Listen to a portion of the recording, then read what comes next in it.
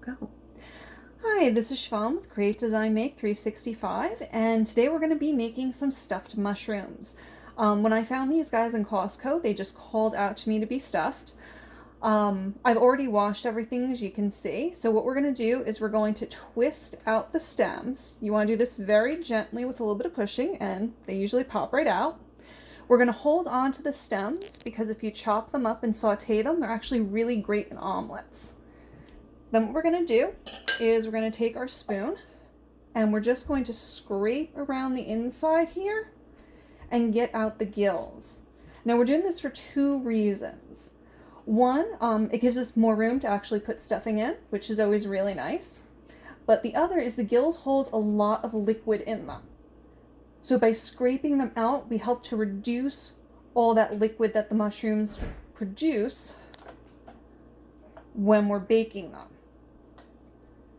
Then once everything is scraped out, and you can see how it looks, what we do is we just take our mushroom and we put it in our prepped baking sheet. Now what I did was I already put a little bit of oil in the bottom of there so that they're not going to stick when we actually cook them. Now, after I get all of these finished and into their baking dishes, we're going to work on stuffing them. Okay folks, so we now have all the mushrooms cleaned and in their trays. This is actually going to make more than I thought it was going to. So we're going to do a little bit different things with the stuffing. But the first one we're going to start with is a dairy-free stuffing. I started with sauteing 1 medium-sized onion and 3 chicken Italian sausages. You could always use whatever kind of sausage you would like, or you can even leave the sausage out. That's okay. And then I also added in at the very end a little bit of baby spinach and just had that wilt down a little bit into here. Then I let all of this cool because what we're going to do is we're going to add in some egg. This is 2 eggs already beaten to help act as our binder. So we're going to pour this in and mix everything up. Want to get everything nicely coated and ready. And then what we're also going to do is we're going to add in breadcrumbs. So I got Italian style breadcrumbs. And we're just going to kind of eyeball this. So we're going to put a little in. And start mixing everything up. And this is definitely going to take more breadcrumbs. But if you get everything nicely mixed, you have a better idea of how much more you're going to need. So we'll add in some more breadcrumbs. And then again, keep mixing everything all together. And I know you're probably thinking, okay, well, why are we adding in more liquid with the egg if we did all that effort to take liquid out of the mushrooms when we were prepping them? Well, that's because the liquid in mushrooms isn't going to help hold anything together. Egg, though, once you start baking it, will help to hold all of the stuffing and filling together. So I'm going to add in just a pinch more breadcrumbs. And I think we're going to be good. So you can see how this is already starting to form up into a little bit more of a dough than its really liquid, loose state. So then what we're going to do, after everything is all mixed, we're going to take a spoon, and I like using a tablespoon for this because it works a little bit better. Now if you have smaller mushrooms, teaspoon's going to be your better bet. And then we scoop up a little bit. And we fill in the mushrooms. And we're just going to keep doing this for all of them.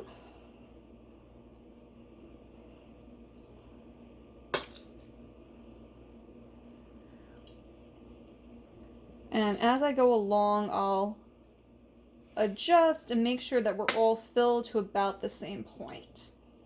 So when we come back, we will have everything all set and ready to go in the oven. Okay, so now we have all the mushrooms stuffed, and we did a few different stuffings here. This is the one that you saw before, where we just did the egg and breadcrumbs along with our base mix. So this is our dairy-free pan, and I'm just going to move this over so I don't accidentally put any cheese on those. Here, we added in some grated Pecorino Romano cheese, and help to bind a little bit more. And I'm going to be topping all of these with a little bit more grated cheese.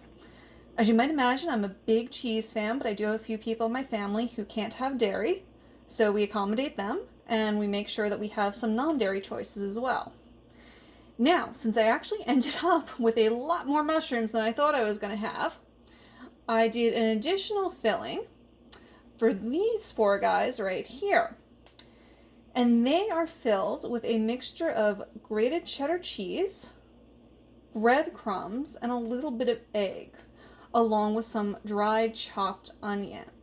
Well, our larger mushrooms here can actually work as a meal onto themselves. These little guys with this filling are a little bit better to use as appetizers.